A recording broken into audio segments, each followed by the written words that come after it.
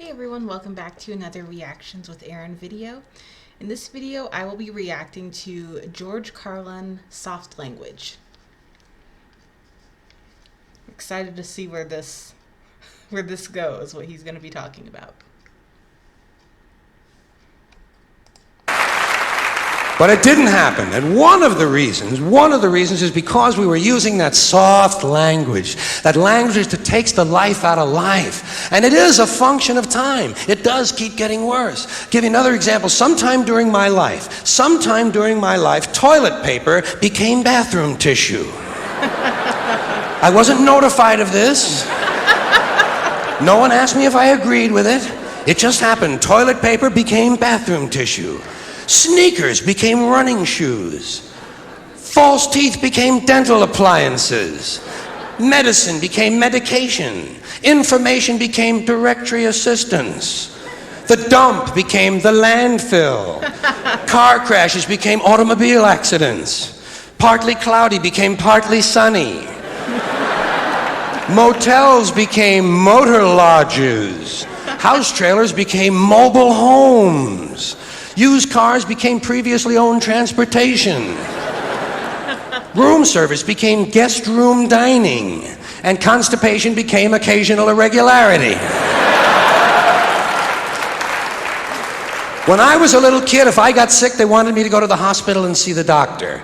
Now they want me to go to a health maintenance organization or a wellness center to consult a healthcare delivery professional. Poor people used to live in slums. Now the economically disadvantaged occupy substandard housing in the inner cities. And they're broke. They're broke. They don't have a negative cash flow position. They're fucking broke. Because a lot of them were fired. You know, fired. Management wanted to curtail redundancies in the human resources area. So many people are no longer viable members of the workforce.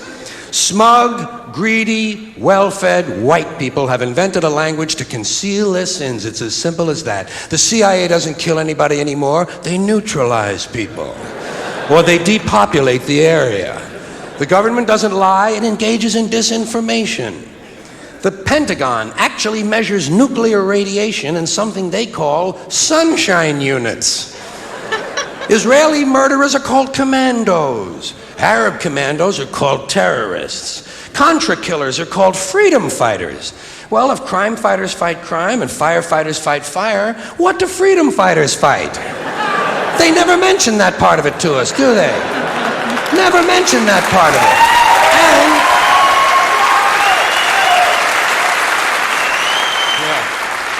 And some of this stuff is just silly. We all know that. Like on the airlines, they say they want a pre-board. Well, what the hell is pre-board? What does that mean? To get on before you get on? They say they're going to pre-board those passengers in need of special assistance. Cripples! Simple, honest, direct language. There's no shame attached to the word cripple that I can find in any dictionary. No shame attached to it. In fact, it's a word used in Bible translations. Jesus healed the cripples. Doesn't take 7 words to describe that condition. But we don't have any cripples in this country anymore. We have the physically challenged. Is that a grotesque enough evasion for you? How about differently abled? I've heard them called that, differently abled. You can't even call these people handicapped anymore. They'll say, we're not handicapped, we're handy-capable.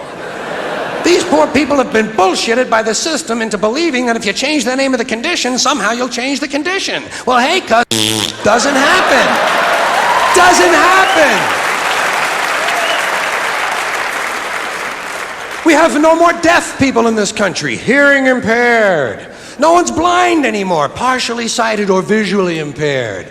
We have no more stupid people. Everybody has a learning disorder.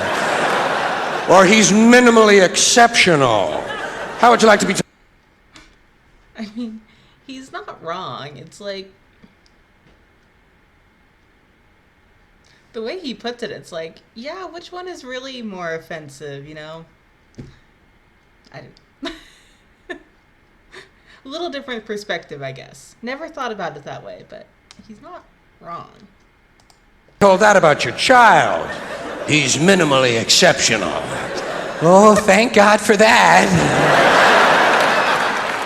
Psychologists actually have started calling ugly people those with severe appearance deficits. It's getting so bad that any day now I expect to hear a rape victim referred to as an unwilling sperm recipient.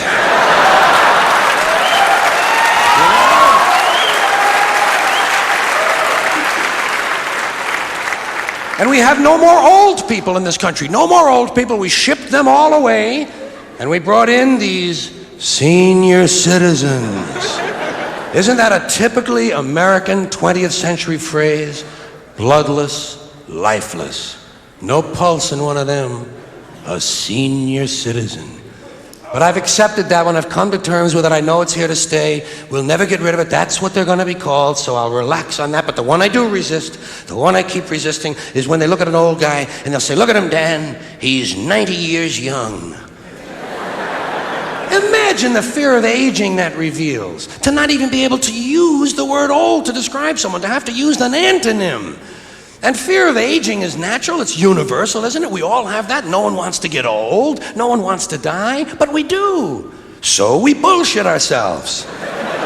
I started bullshitting myself when I got to my 40s. As soon as I was in my 40s, I'd look in the mirror and I'd say, well, I guess I'm getting older.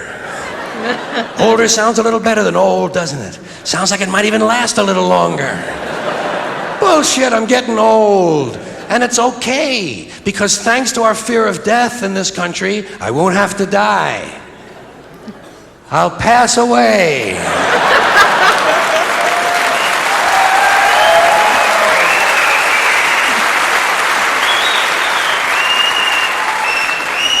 Or I'll expire like a magazine subscription. If it happens in the hospital, they'll call it a terminal episode. The insurance company will refer to it as negative patient care outcome. And if it's the result of malpractice, they'll say it was a therapeutic misadventure. I'm telling you, some of this language makes me want to vomit.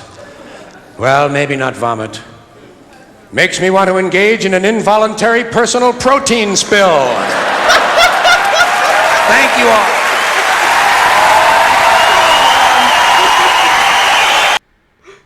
That's awesome. He's not wrong. It's like, yeah.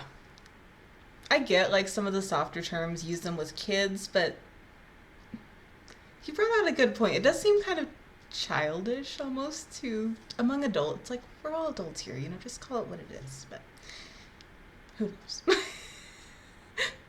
I hope you guys enjoyed this video. Thank you for watching. Thank you for this suggestion, and I will see you guys soon.